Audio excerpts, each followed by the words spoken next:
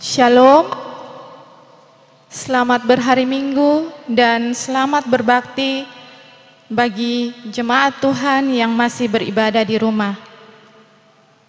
Kebaktian saat ini akan dipimpin oleh Pendeta Mercy Kapioru Patikawa STH. Mari kita siapkan hati kita untuk beribadah. Jemaat Tuhan yang terkasih, hari ini kita beribadah dalam tema belajar bersolidaritas terhadap persoalan bangsa. Melalui tema ini, kita akan dihantar dalam sebuah pemahaman bahwa pekerjaan seberat apapun tidaklah menjadi beban bila susah dan senang dari pekerjaan itu dirasakan dan dipikul bersama-sama. Seperti peribahasa, berat sama dipikul, ringan sama dijinjing. Tetapi untuk merasakan beratnya sebuah pikulan dan ringannya sebuah jinjingan, maka kita mesti memiliki solidaritas. Solidaritas bukan sekedar perasaan senasib sepenanggungan, tetapi solidaritas dalam arti pemberian diri dan pengorbanan untuk menanggung beban bersama. Secara khusus, kita dipanggil menjadi pribadi yang bersolidaritas terhadap persoalan bangsa. Untuk itu, marilah kita berteduh dalam ibadah ini sambil merenungkan, sudahkah setiap kita memiliki solidaritas terhadap persoalan bangsa?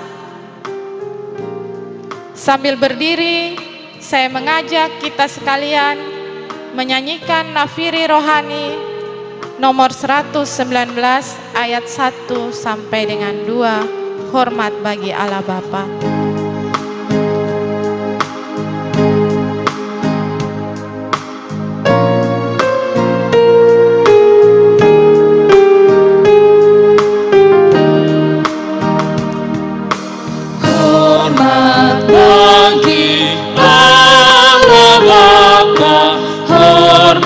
Bagi anaknya, hormat bagi Roh penghibur, ketiganya yang esa.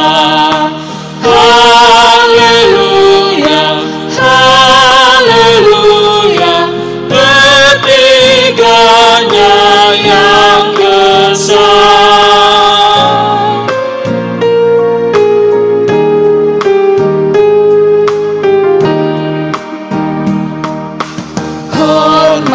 Bagi Raja Sorga, Tuhanku Juru Selamat.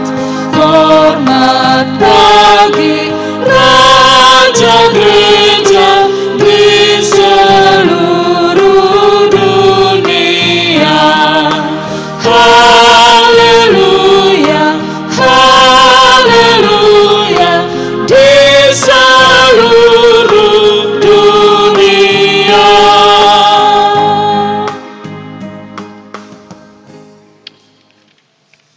Pertolongan kita ialah di dalam nama Tuhan yang menjadikan langit dan bumi, yang memelihara kesetiaannya sampai selama-lamanya dan tidak meninggalkan perbuatan tangannya.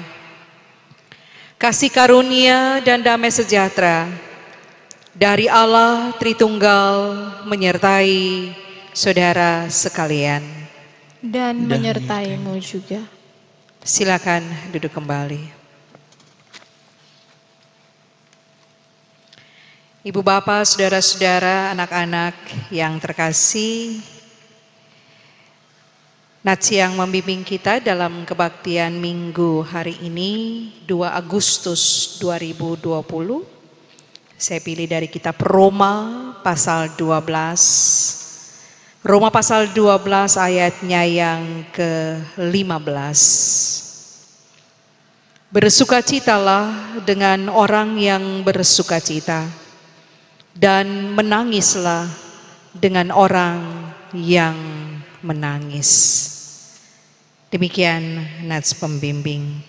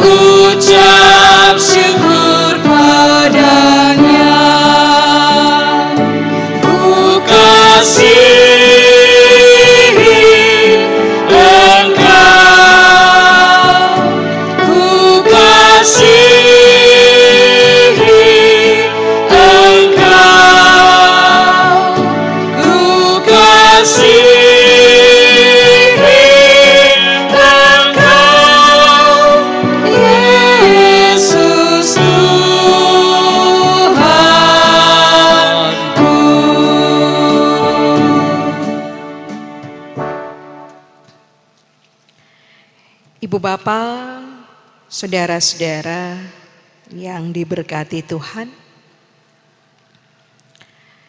dalam perjalanan hidup sebagai orang percaya, tak menyangkal bahwa kita juga adalah orang berdosa. Secara sengaja, tidak sengaja, sadar atau tidak, kita telah melakukan apa yang dipandang jahat dan melakukan pelanggaran terhadap setiap perintah Tuhan. Bahkan hidup bersama dengan orang lain tidaklah menunjukkan kasih yang sesungguhnya. Karena itu mari sejenak kita ada berteduh diri untuk mengaku dosa kita di hadapan Tuhan. Kita berdoa. Bapa di sorga, dalam keberadaan diri kami membawa hidup kami. Inilah kami Bapa, anak-anak-Mu yang penuh dengan dosa. Kami mengaku bahwa kami berdosa kepadamu. Kami berdosa kepada Bapa, Anak, dan Roh Kudus. Dalam hidup kami tidak mengindahkan apa yang Engkau kehendaki. Kepentingan diri, keselamatan diri, kenyamanan diri menjadi lebih utama, sehingga kami mengabaikan sesama kami. Ketidakpedulian terhadap sesama kami wujudkan dalam keseharian kami. Karena itu kami mohon kepadamu, kasihanilah akan kami. Dengarlah setiap pengakuan kami yang dengan sungguh. Dan kami mohon, ampunilah akan kami. Sucikanlah akan kami. Basuhlah setiap dosa dan kesalahan kami, dan baharuilah kehidupan kami. Dan jangan memandang kepadamu, kami menyerahkan hidup kami untuk ada dalam tuntunan Tuhan. Amin.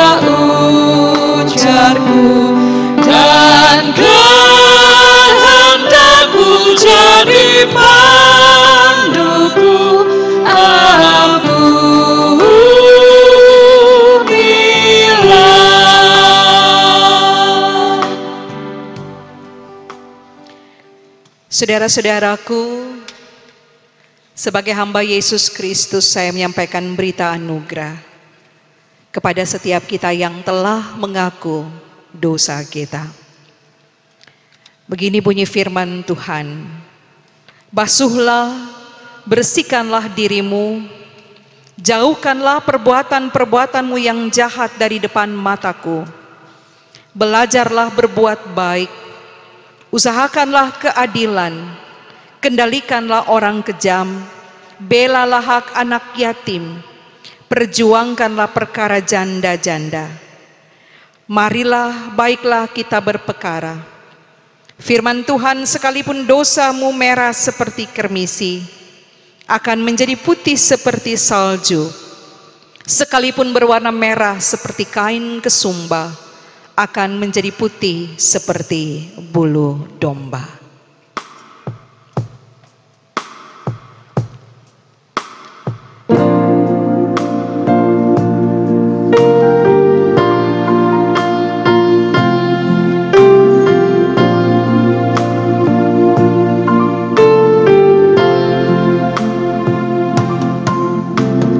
Kau perkasa, ku lemah.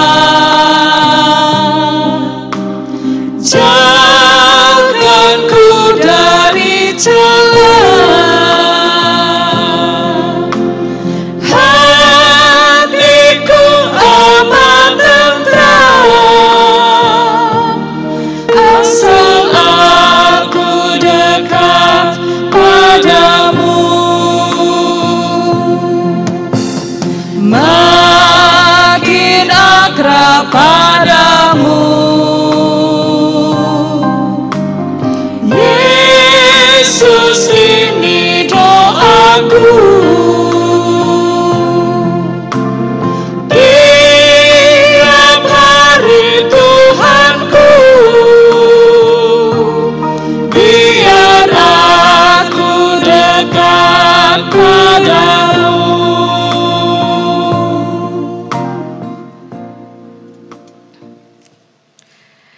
Ibu bapak saudara-saudara, mari kita membaca Mazmur 98, Mazmur 98 ayat 1 sampai ayat yang ke-9.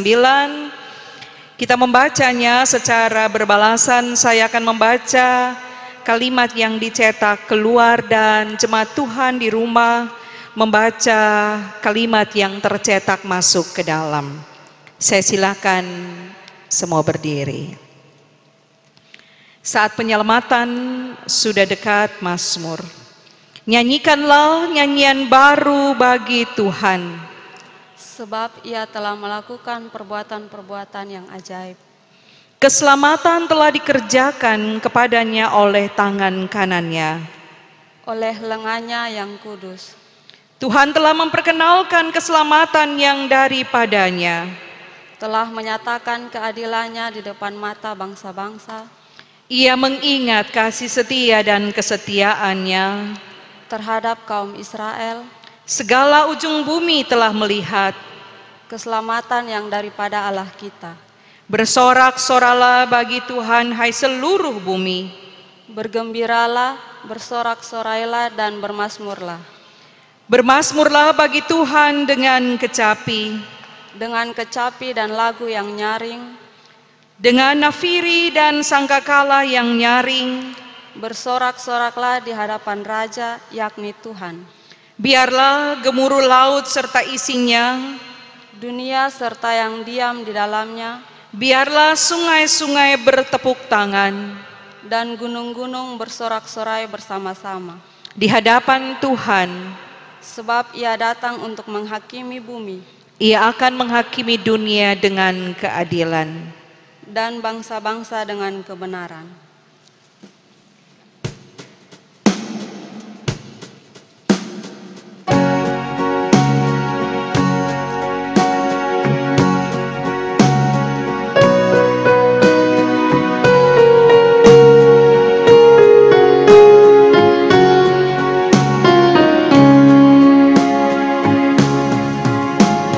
Nyanyikan lagi bagiku firman kehidupan,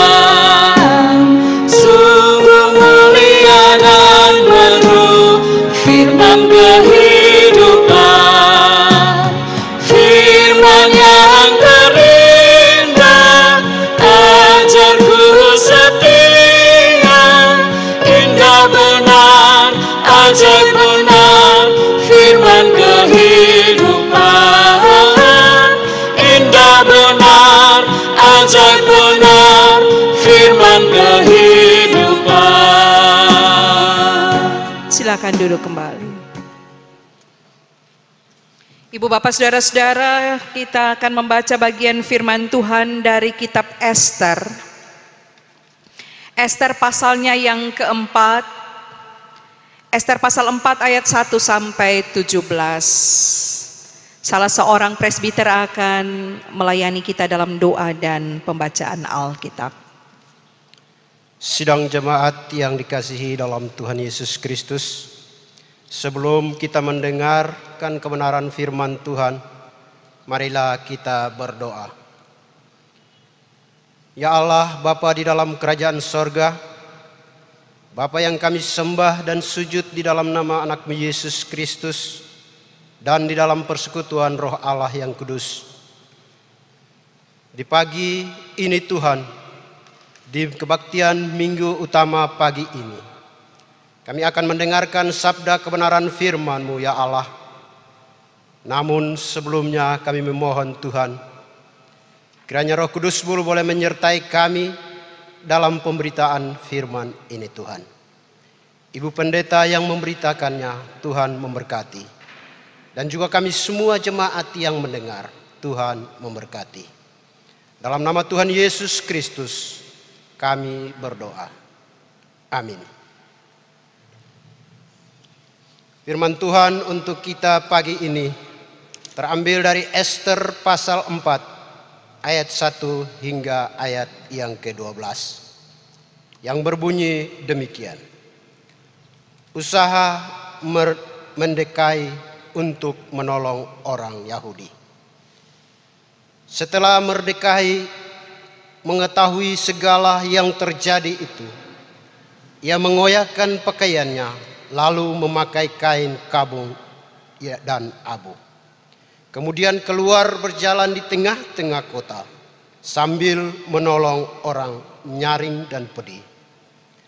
Dengan demikian datanglah ia sampai ke depan pintu gerbang istana raja. Karena seorang tidak boleh masuk pintu gerbang istana raja dengan berpakaian kain kabung. Di tiap-tiap daerah kemana tidak ada undang-undang raja telah sampai, dan perkabungan yang besar di antara orang Yahudi, disertai pusa dan ratap tangis.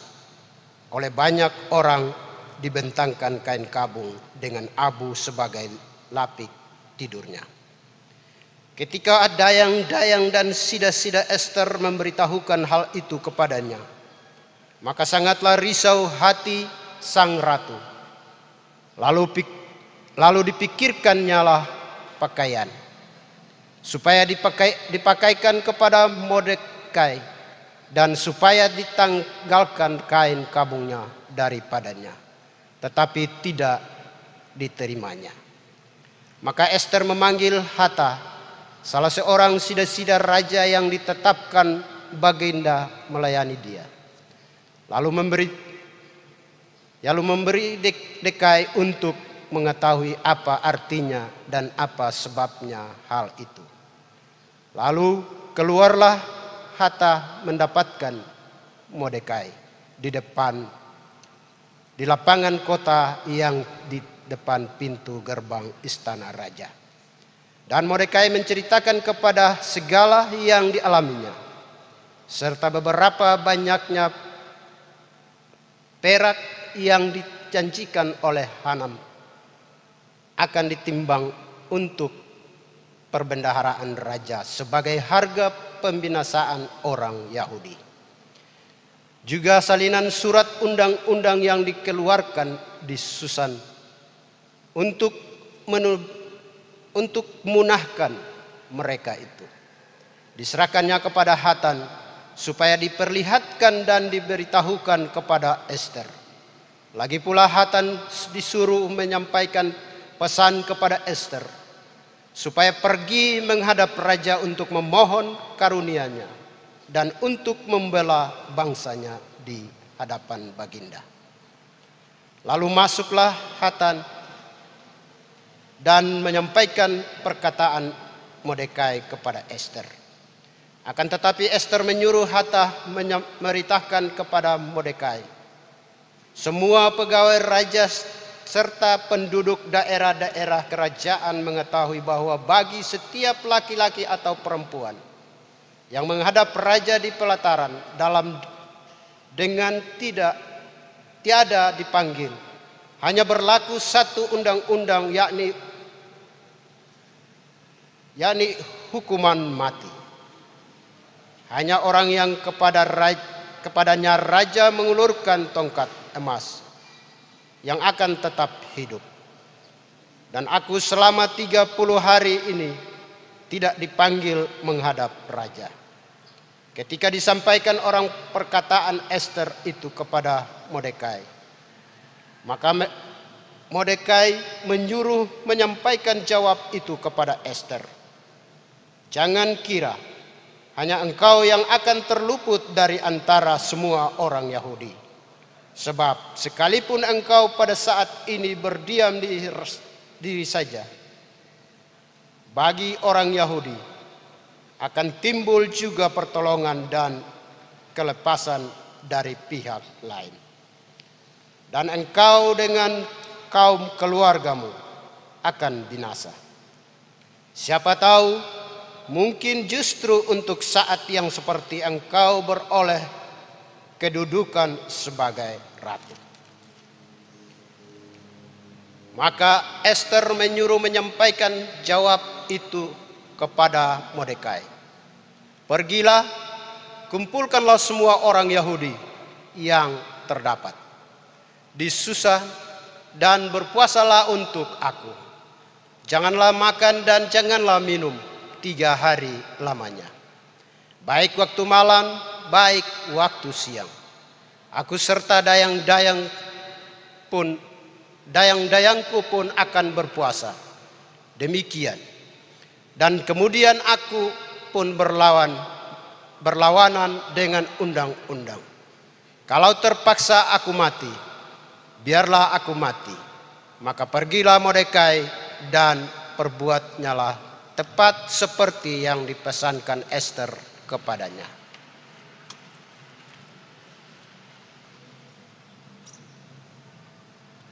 Demikian firman Tuhan.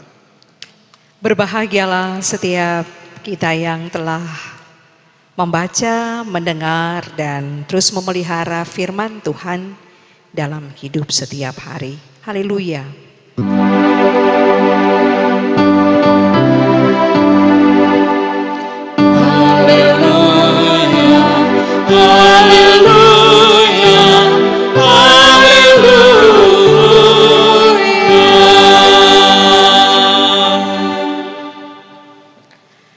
Selamat pagi dan salam Ibu Bapak, saudara-saudara yang masih beribadah di rumah. Kita berjumpa, tetapi kita berjumpa hanya lewat media. Tapi saya percaya bahwa sampai hari ini Ibu Bapak dan saudara-saudara bersama seluruh keluarga terus terpelihara dalam kuasa kasih Tuhan. Saudara-saudara sekalian, ancaman akan keberlangsungan hidup sebagai suatu bangsa menjadi persoalan nasional dan pergumulan bersama bagi orang Yahudi pada masa pemerintahan Raja Ahasweros karena Haman. Dilatar belakangi oleh dendam kesukuan, yaitu antara orang Israel dan Amalek. Ditambah lagi dengan kebencian Haman terhadap Mordekai, karena Mordekai tidak menghormati, menghargai Haman. Karena posisi Haman membuat Haman, dia berjuang untuk bagaimana agar Mordekai dilenyapkan juga dengan seluruh orang Yahudi.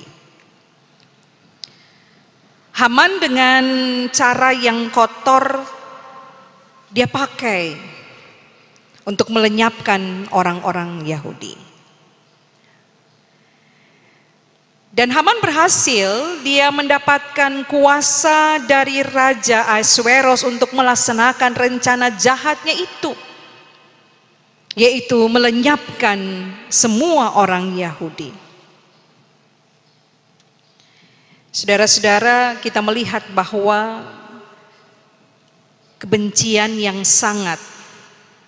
begitu menguasai Haman, membuat Haman dia berusaha untuk membunuh semua.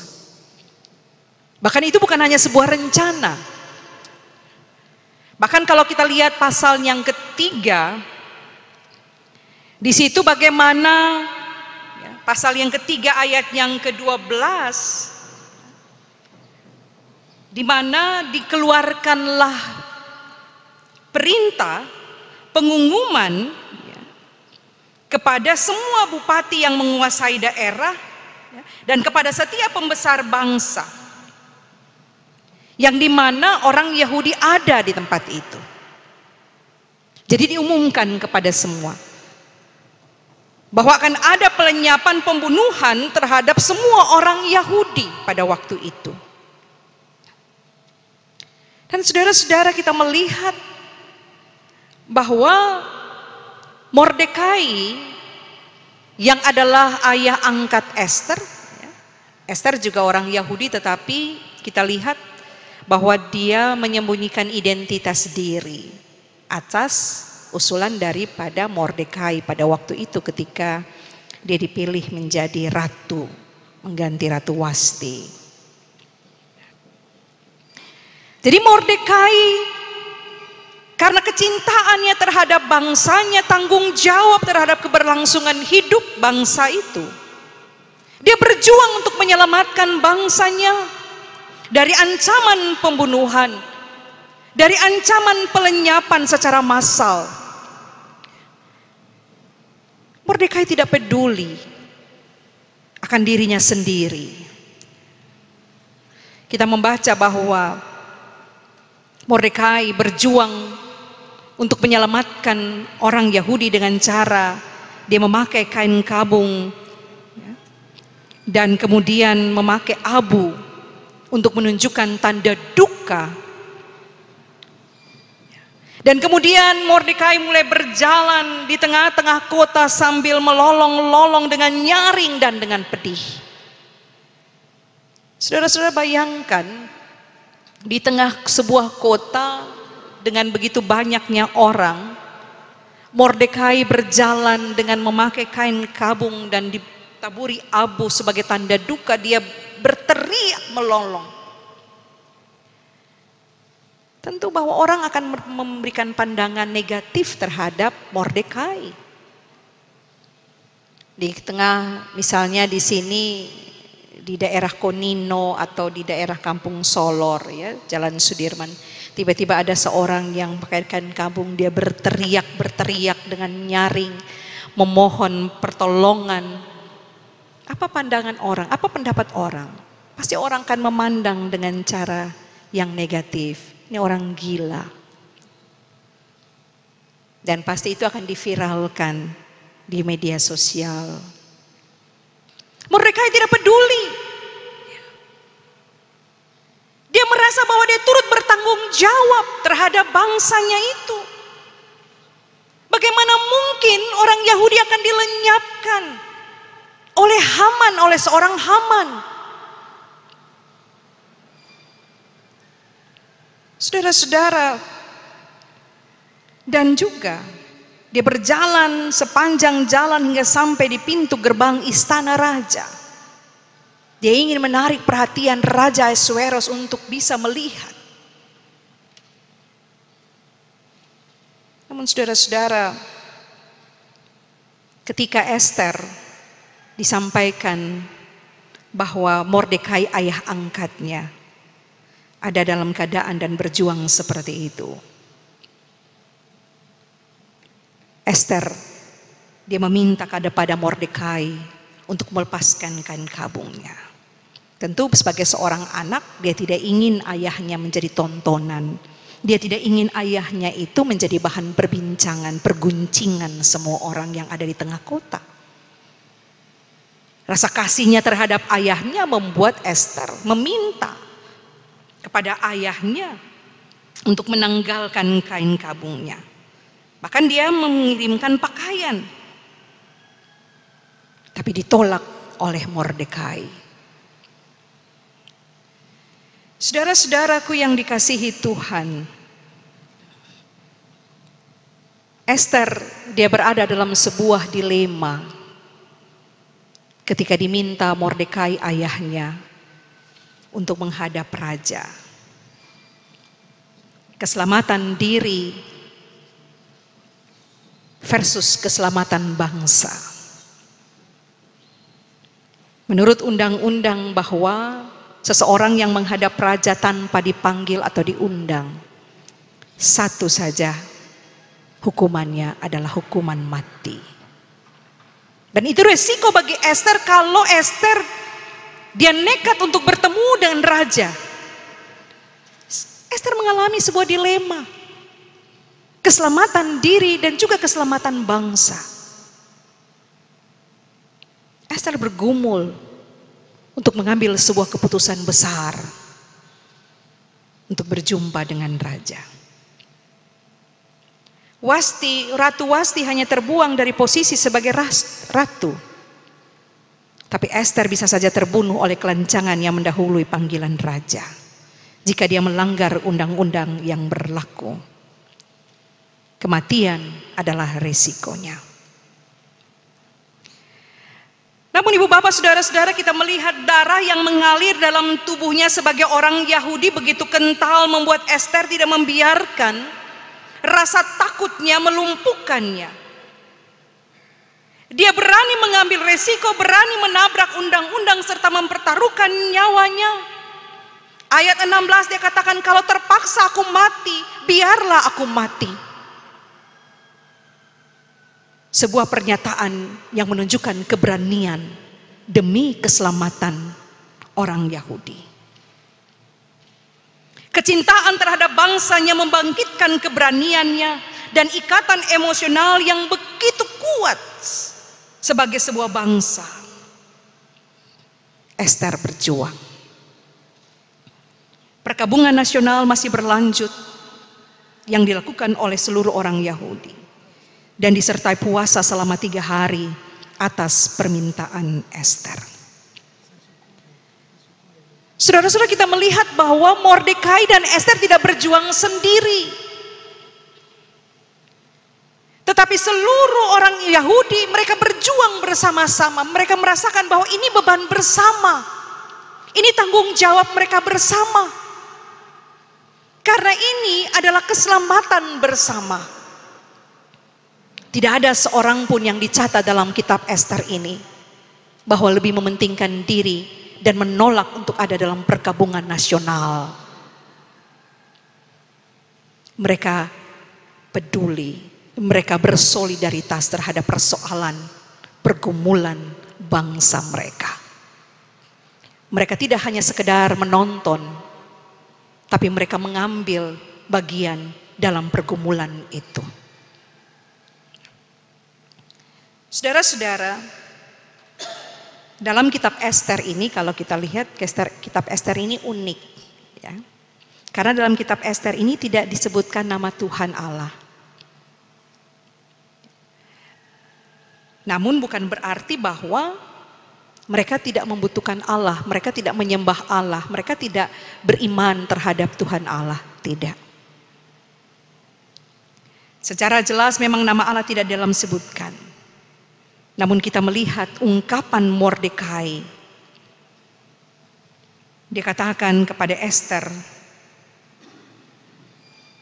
ayat yang ke-14, sebab sekalipun engkau pada saat ini berdiam diri saja, bagi orang Yahudi akan timbul juga pertolongan dan kelepasan dari pihak lain. Ini sebuah pengakuan dari Mordekai bahwa Allah pasti akan menolong mereka. Kalau bukan dari Ester, pasti dari orang lain Allah akan turun tangan memberikan pertolongan bagi mereka, melepaskan mereka dari ancaman pembunuhan secara massal. Berkabung berpuasa menunjukkan bahwa mereka tetap percaya kepada Allah. Berpuasa mereka memohon pertolongan daripada Allah. Juga untuk keselamatan Ester. Tidak disebutkan nama Allah. Bukan berarti bahwa Allah tidak lagi peduli terhadap mereka. Tapi kita melihat keselamatan yang mereka dapatkan dari ancaman Haman. Menunjukkan akan karya Allah. Karena itu kita mengaminkan apa yang disampaikan oleh Rasul Paulus. Allah turut bekerja dalam segala sesuatu untuk mendatangkan kebaikan bagi mereka yang mengasihi Dia. Di sini kita melihat bahwa peran Allah sebagai sang sutradara yang bekerja di balik layar. Bagaimana Allah menyuburkan rasa cinta akan bangsa pada Ester, berwujud dalam perjuangan. Bagaimana Allah turut bekerja dalam hati seluruh orang Yahudi, sehingga mereka rasa peduli dan mereka merasa menanggung bersama beban ini. Ada solidaritas yang sungguh sebagai sesama anak bangsa, sehingga mereka berjuang bersama. Dan kita melihat bahwa justru ketika mereka berjuang bersama, Allah turut dalam perjuangan mereka. Dan Allah membebaskan mereka dari ancaman pembunuhan. Allah menyelamatkan mereka dari tangan Haman. Allah bekerja. Sampai hari ini Allah terus bekerja untuk menolong setiap orang. Bahkan Allah akan turut bekerja dengan setiap orang yang terus berjuang bagi keselamatan bangsa, demi keselamatan bersama. Ibu bapak saudara-saudara yang diberkati Tuhan, sampai saat ini kita masih ada dalam pergumulan bersama karena pandemi COVID-19 yang sangat mempengaruhi kehidupan manusia dalam segala bidang kehidupan, bahkan melumpuhkan berbagai aktivitas masyarakat. Anak-anak kita masih bersekolah dari rumah. Ada juga jadi sebagian orang yang masih bekerja dari rumah. Memang sangat memberikan dampak yang besar terhadap pendidikan, dunia pendidikan dan ekonomi. Saya terharu ketika saya membaca sebuah postingan di mana bukan dia memamerkan, tetapi dia bercerita tentang kesulitan orang tua karena bersekolah dari rumah. Ada seorang anak yang dia pergi ke rental untuk mengerjakan tugas dan harus mengirimkan tugas secara online. Dia tidak bisa mengirimkan di rumah karena mereka punya HP hanya satu dan itu dipakai oleh 3 orang anak. Dan ketika dia sampai di rental, dia bertanya kepada penjaga itu bahwa berapa biaya yang harus dia berikan untuk pengetikan dan pengiriman. Semua totalnya 24.000, sedangkan dia mengeluarkan uang hanya 5.000. Dia meninggalkan tugasnya dan dia pulang. Mungkin dia pulang untuk mencari uang, karena dia harus mengirimkan tugas itu secara online. Dan saudara yang menuliskan postingan ini, karena rasa kepeduliannya, dia turut merasakan beban keluarga dan anak ini. Dia membayar sejumlah sebesar 24.000. Dan ketika anak ini kembali, dia kaget karena tugasnya sedang diketik dan dia sudah dibayar. Dan semua sudah dibayar lunas.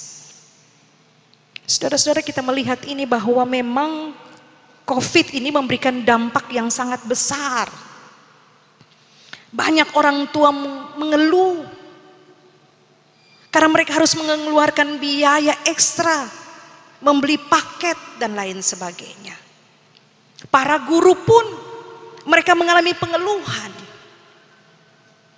Karena mereka bukan saja memberikan tugas lewat secara online, tapi bagaimana mereka harus keliling rumah anak demi anak untuk memantau sejauh mana perkembangan anak di dalam belajar. Banyak saudara-saudara kita yang di PHK. Jemaat kita beberapa orang mereka harus di PHK karena kondisi ini.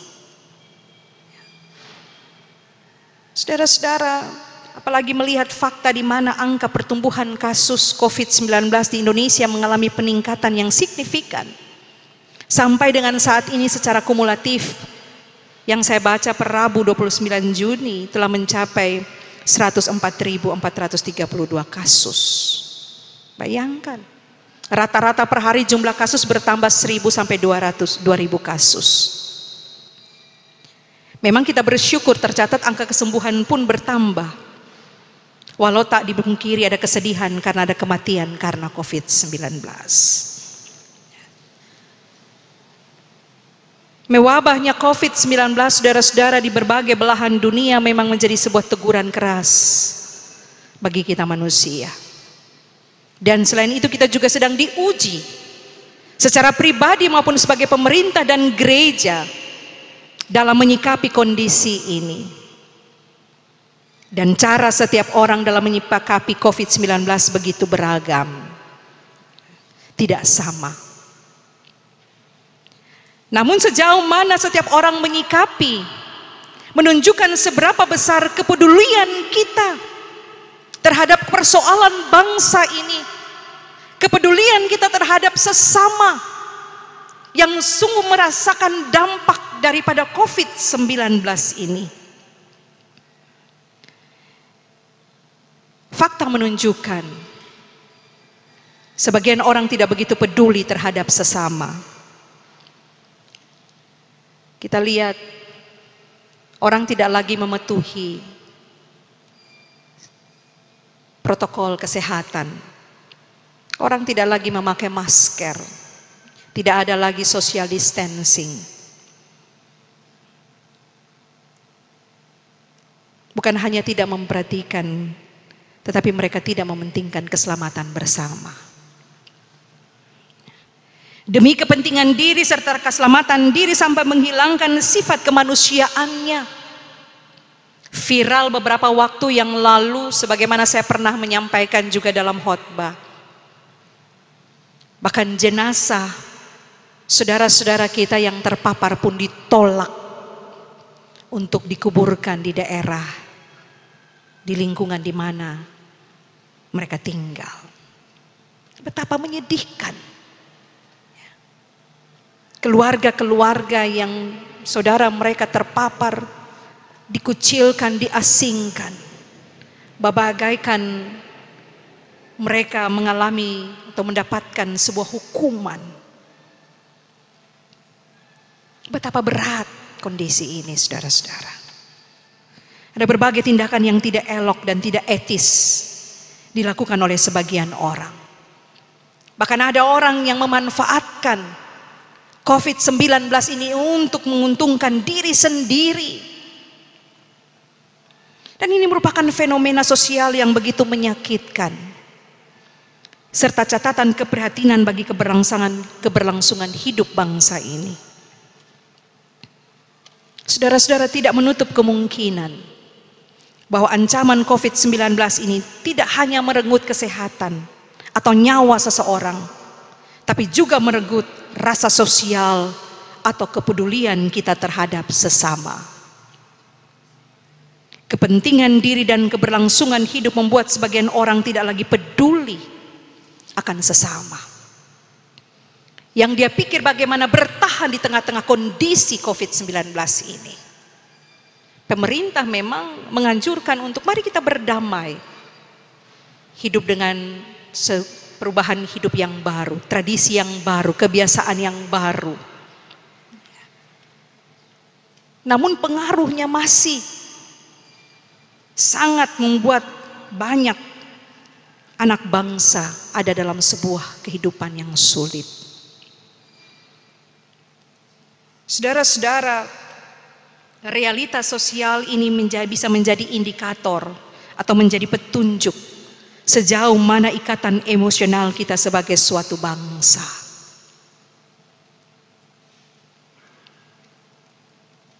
Pemerintah yang berjuang keras menolong masyarakat dan mencoba memutuskan rantai penyebaran COVID ini direspon negatif oleh sebagian masyarakat. Memang ada sebagian masyarakat yang merespon secara positif dengan mengikuti protokol kesehatan. Bahkan ada sebagian masyarakat yang begitu peduli terhadap kesulitan anak-anak bangsa, sehingga mereka mau berbagi, turut mengambil bagian dalam pergumulan anak-anak bangsa. Namun respon negatif dan ketidakpedulian sebagian masyarakat dari bangsa ini, hal ini patut dipertanyakan identitas sebagai warga negara Indonesia. Identitas diri sebagai komunitas di tengah bangsa ini. Keberimanan kita kepada Tuhan juga sebagai orang Kristen yang notabene sebagai warga negara Indonesia sedang diuji. Ibu bapak saudara-saudara, sikap kita yang berwujud dalam tindakan terhadap persoalan bangsa dan sesama juga menjadi ukuran keberimanan kita kepada Tuhan. Karena berbicara menyangkut iman, maka tidak lepas dari sebuah tindakan. Iman tanpa perbuatan adalah mati. Orang percaya, orang Kristen diajarkan bahkan dianugerahkan kasih daripada Tuhan. Tapi di manakah kasih itu? Ketika kita tidak lagi peduli terhadap sesama. Kita tidak lagi bisa merasakan beban penderitaan sesama yang mengalami kesulitan. Kita tidak lagi mengalami bagaimana turut mengambil bagian dalam perjuangan orang-orang yang berjuang untuk selamat. Sebagai lembaga gereja Masehi Injili Timor, sebagai gereja memang sudah sangat peran aktif dalam mendukung pemerintah dalam menghadapi persoalan karena COVID-19 ini. Dengan mengeluarkan SOP-SOP untuk berbagai bidang pelayanan. Namun, bagaimana dengan kita secara pribadi? Sebagai orang percaya. Apa yang sudah kita buat? Sebagai wujud kepedulian kita, sebagai wujud solidaritas kita terhadap persoalan bangsa ini. Wujud solidaritas kita terhadap sesama. Belajar dari Mordekai dan Esther.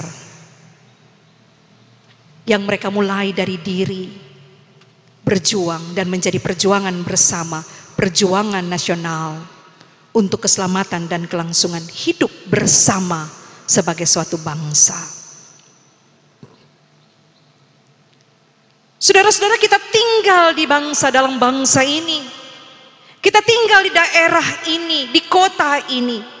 Karena itu kita tidak bisa menutup mata terhadap persoalan bangsa ini, terhadap persoalan sesama kita yang ada bersama kita. Persoalan karena COVID-19 bukan saja menjadi persoalan pemerintah dan persoalan gereja saja, tetapi menjadi persoalan kita bersama. Karena COVID-19 memberikan pengaruh dalam hidup dan memberi dampak yang besar secara ekonomi terhadap setiap orang. Memang ada begitu banyak orang bertanya karena keletihan hidup seperti ini. Kapan COVID-19 ini akan berakhir? Banyak ahli memprediksi tahun depan, tetapi sebagian juga memprediksi tidak tahu sampai kapan COVID-19 ini akan berakhir. Namun daripada kita berpikir dan bertanya kapan dia berakhir, sedangkan hidup ini terus berjalan, Mari kita memikirkan apa yang harus kita lakukan dalam kehidupan bersama sebagai sebuah bangsa dan sebagai sesama seiman. Karena keselamatan bersama menjadi tanggung jawab bersama sebagai satu bangsa. Dan ini harus menjadi pergumulan bersama kita. Beberapa waktu yang lalu, Gemit dalam hal ini Majelis Sinode memberikan himbauan, ajakan kepada semua umat Gemit untuk berpuasa. Ya, kita bersyukur ada begitu banyak warga Gemit yang berpuasa. Namun juga tidak sedikit warga Gemit yang tidak berpuasa. Entah karena kondisi fisik atau merasa tidak peduli dan merasa bahwa ini bukan tanggung jawab mereka terhadap persoalan bangsa ini. Hanya Tuhan yang tahu. Namun kembali pertanyaan tadi saya katakan, bagaimana respon kita secara pribadi terhadap persoalan ini? Karena itu mari kita bersama terus berdoa, berpuasa untuk memohon belas kasihan Tuhan. Dan kita wujudkan rasa solidaritas terhadap sesama sebagai perwujudan kasih. Nats pembimbing tadi bilang, katakan, bersukacitalah dengan orang yang bersukacita. Menangislah dengan orang yang menangis. Ini bukan hanya sekedar sebuah simpati. Tetapi kita berempati, kita mengambil bagian.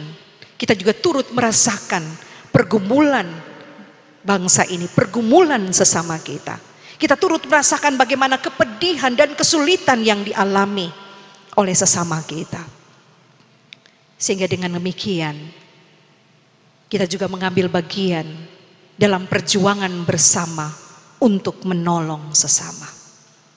Tidak perlu kita berpikir yang jauh. Apa yang harus saya buat? Saya tidak punya apa-apa untuk saya berikan untuk membantu mereka yang ada dalam kesulitan ekonomi. Cukup dengan mengikuti protokol kesehatan. Dengan demikian bukan hanya keselamatan diri, tetapi dengan memakai masker, menjaga jarak, kita juga menjaga keselamatan orang lain. Turut menyelamatkan sesama. Saudara-saudara yang terkasih, jangan biarkan COVID-19 merenggut kasih persaudaraan kita sebagai suatu bangsa. Mari kita menanggung bersama, karena kita menjadi bagian dari bangsa ini. Tanggal 17 Agustus nanti, kita akan merayakan Hari Kemerdekaan Bangsa Indonesia. Apa yang kita buat? Bukan hanya sekedar kita merayakan, tetapi mari kita sungguh-sungguh berjuang untuk bangsa ini. Sehingga kita bisa keluar dari persoalan bangsa ini. Jangan biarkan pemerintah dan gereja berjuang sendiri. Mari kita bergandeng tangan untuk bersolidaritas bersama. Tuhan akan turut bersama dalam perjuangan kita. Dan kita mampu untuk melangkah keluar pada waktunya. Tuhan Yesus memberkati kita dengan firman-Nya. Amin.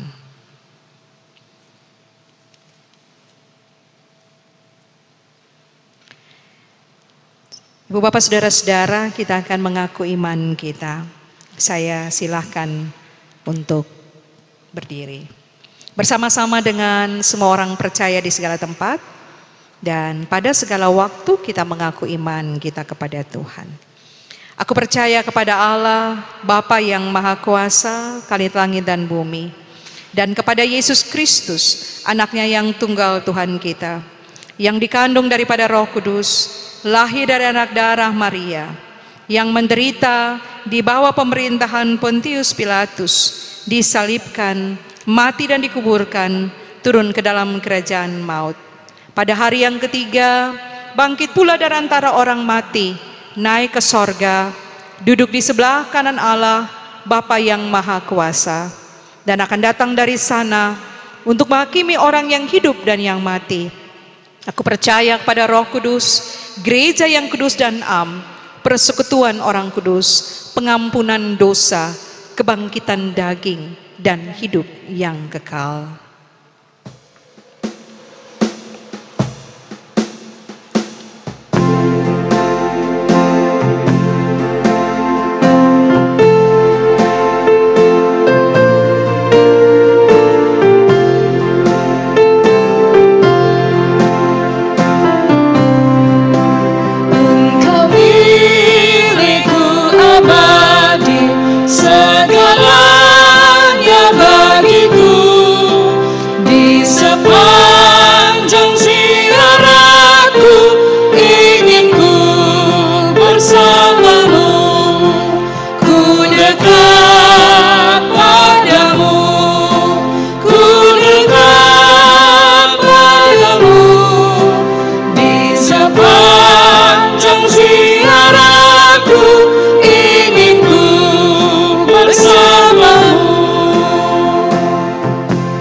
Silakan duduk kembali.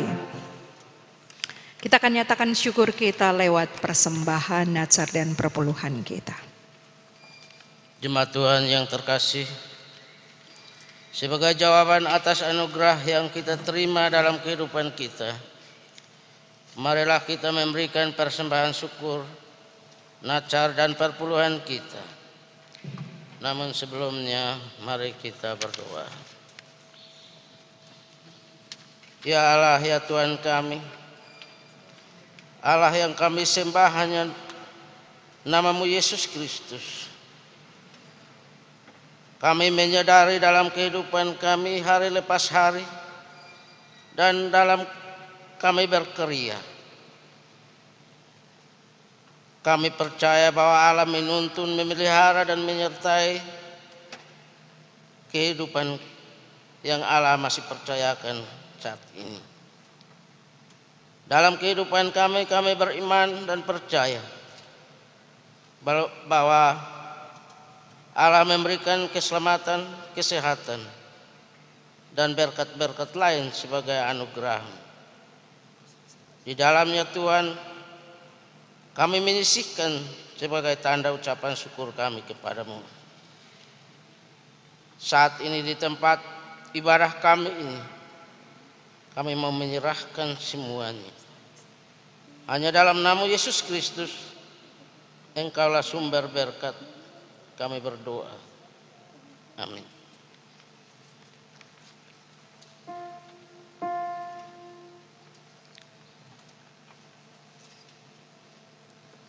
Kirun Jemaat 298 ayat 1 dan 2 mengiringi persembahan kita.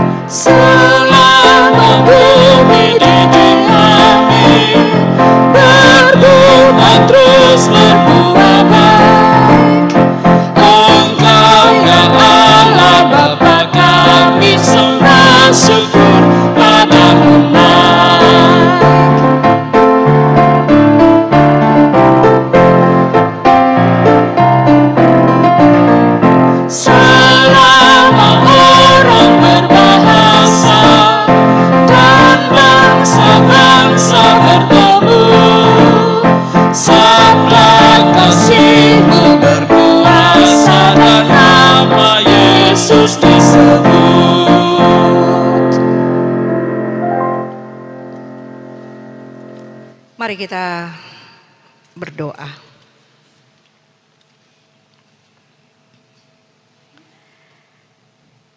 Tuhan Bapa di sorga, Engkau Allah kami dan juga Bapa kami. Kami bersyukur memiliki Bapa seperti Engkau yang begitu mengasihi kami tanpa memandang siapa kami. Kasih-Mu menyata dalam hidup kami. Engkau menghiasi kebaikan-Mu dalam perjalanan hidup kami masing-masing. Kasih-Mu menyatakan, menunjukkan Engkau begitu peduli kepada kami. Bahkan dalam berbagai peristiwa hidup, Engkau turut merasakan apa yang kami rasakan, apa yang kami alami. Sungguh Tuhan, kami tidak mampu untuk menghitung setiap kasih dan kebaikan-Mu dalam hidup kami. Kami hanya bisa bersyukur dan berterima kasih. Tapi kiranya apa yang kami alami, apa yang kami terima, apa yang kami rasakan,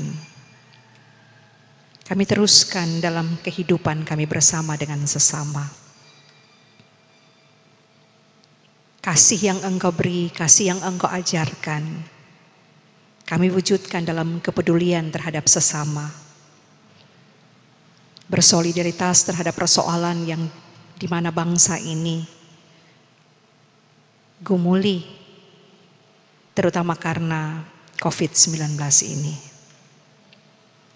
Bapa, kadang kami harus berpikir, tindakan besar apa yang harus kami buat.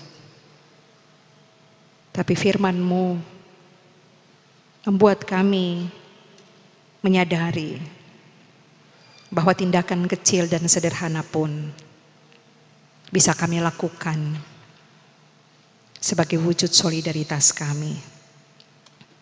Tolong kami Bapa supaya kami dengan bijaksana menyikapi persoalan ini. Kami bijak untuk mengikuti setiap aturan yang ditetapkan oleh pemerintah dan gereja. Jangan biarkan hanya untuk kepentingan diri kami mengabaikan setiap aturan dan menjadi ancaman bagi keselamatan bersama. Tolonglah kami, bangkitkanlah dan suburkanlah kasih di dalam setiap kami. Sehingga kami tidak hanya berteriak untuk diri kami, tetapi kami lakukan sesuatu untuk sesama. Terima kasih Bapa. Saat ini kami berdoa mereka yang berjuang dan bergumul karena mengalami kesulitan yang kena dampak langsung COVID-19 ini. Tolonglah mereka Bapa. Engkau mengelurkan tangan kasih-Mu dengan berbagai cara untuk menolong mereka. Terutama mereka yang mengalami kesulitan ekonomi. Kepada siapa mereka memohon dan meminta bantuan. Tuhan tahu, karena itu Tuhan turut. Pakailah setiap orang yang terbuka hatinya untuk menolong. Sehingga mereka dapat tertolong dan meringankan kesulitan mereka. Orang tua yang mengalami kesulitan oleh karena penambahan biaya untuk pendidikan anak-anak dengan sekolah dari rumah. Tuhan juga turut membantu. Tuhan berikan hikmat bagi mereka untuk mereka melihat jalan keluar yang Tuhan siapkan. Jangan biarkan mereka cepat putus asa. Tetapi pandangan mereka kepada Tuhan membangkitkan semangat mereka untuk berjuang. Bapa, kami berdoa bagi mereka yang terus dalam pergumulan oleh karena berbagai peristiwa hidup. Yang mendatangkan sakit hati, kekecewaan, duka cita, dan juga sakit karena fisik.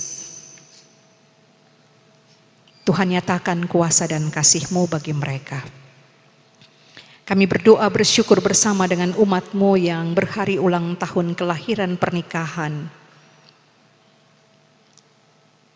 Kami percaya bahwa sukacita karena setiap berkat yang Tuhan beri melahirkan ungkapan syukur yang sungguh kepada-Mu Tuhan. Kami berdoa Tuhan menolong gereja Masehi Injili di Timor, gereja Tuhan di berbagai tempat, yang juga berusaha berjuang karena kondisi ini. berbagai keputusan yang dibuat untuk menyikapi kondisi ini. Tuhan turut dalam setiap program-program pelayanan, dalam setiap keputusan. Kami berdoa untuk pemerintah, pemimpin bangsa ini. Tiada kenal lelah, mereka terus berpikir dan berpikir untuk menemukan setiap solusi yang terbaik, untuk menolong bangsa ini. Tuhan turut di dalamnya. Tuhan berikan hikmat dan pengertian bagi para pemimpin kami, sehingga mereka terus menemukan dan melihat cara Tuhan untuk menolong bangsa ini. Setiap mereka yang terus sampai hari ini, para medis, relawan, TNI, Polri, Tuhan memberkati. Terima kasih Bapa, kami berdoa bagi saudara-saudara kami yang terkena bencana. Tuhan ada bersama dalam perjuangan mereka karena bencana-bencana alam yang mereka alami. Kami berdoa untuk janda, duda, anak-anak terlantar, mereka yang terpinggirkan, mereka yang terpenjara karena kebenaran. Tuhan bersama dalam perjuangan mereka, dalam pergumulan mereka. Terima kasih Tuhan. Tuhan bersama dengan kami di minggu yang baru, dalam perjuangan kami masing-masing. Kiranya kami terus merasakan bahwa ada tuntunan tangan Tuhan menyertai kami, sehingga kami mampu menghadirkan shalom Allah di tengah-tengah berbagai aktivitas kami. Kiranya Tuhan, semua kami yang saat ini memberi diri sehingga kebaktian secara live streaming ini berlangsung, memberkati kami. Baik kami sebagai presbiter, berkati kami sebagai muger dan tim muger, UPP Ibadah, multimedia bersama tim, soundman bersama tim. Tuhan ada bersama dengan kami. Dan kami bersyukur, berterima kasih karena Engkau telah memberkati semua alat yang kami pakai, sehingga semua berlangsung dengan begitu baik. Kiranya ini menjadi persembahan kami kepadamu Tuhan. Terima kasih Bapa di sorga, berkatilah semua umat-Mu yang masih beribadah di rumah. Biarlah mereka tetap memiliki semangat yang sama, sukacita yang sama untuk beribadah bersama keluarga di rumah mereka. Ini doa kami Bapa, ini syukur kami, ini permohonan kami. Hanya di dalam nama Tuhan Yesus kami berdoa. Amin. Kita akan mengakhiri kebaktian saat ini dengan kita bersama berdiri dan menyanyi lagu doa Yabes. Kita menyanyi 2 kali.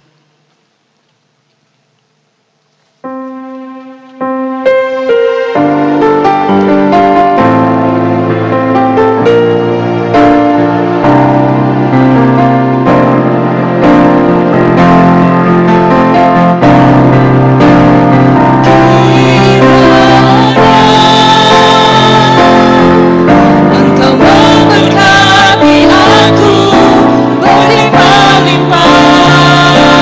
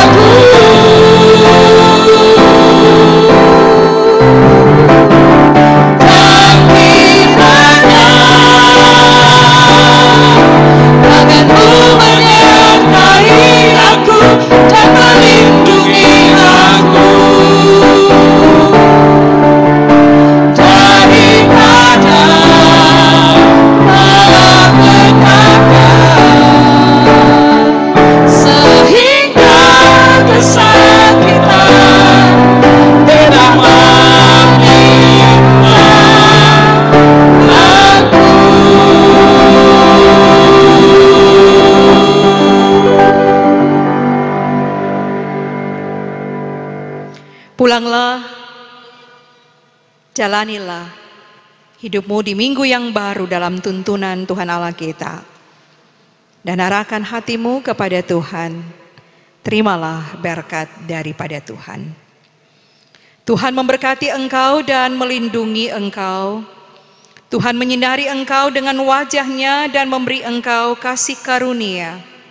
Tuhan menghadapkan wajah-Nya kepadamu dan memberi engkau damai sejahtera.